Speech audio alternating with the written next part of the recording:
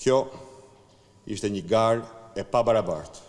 Ajo që ndodhi në zgjedhjet e 25 qershorit është triumf i paligjshmërisë.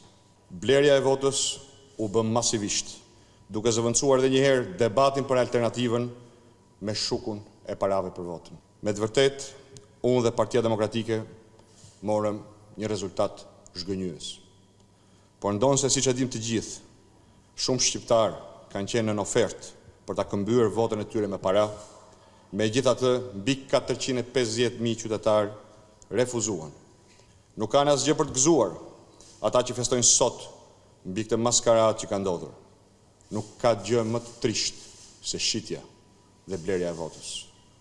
Kjo vërtet mund ta mbajë një parti në pushtet, por një komp, një vend e ndan një herë mirë nga civilizimi dhe e çon në honet e arta të vendeve dhe kulturave që nuk kanë lidhje me lirinë, me vlerat, me drejtat e njerëzit dhe dinjitetin njerëzor.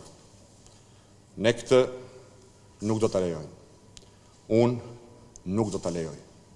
Qoftë dhe vetëm për këtë, ja vlen të luftosh deri në fund. Kam reflektuar thellë këto 3 ditë. Unë marr të gjitha përgjegjësitë për rezultatin.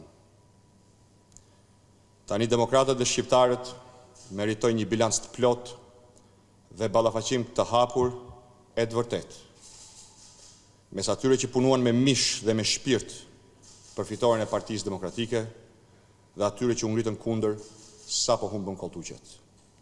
Sa kam gabuar dhe ku kam gabuar nuk e përcaktoj unë.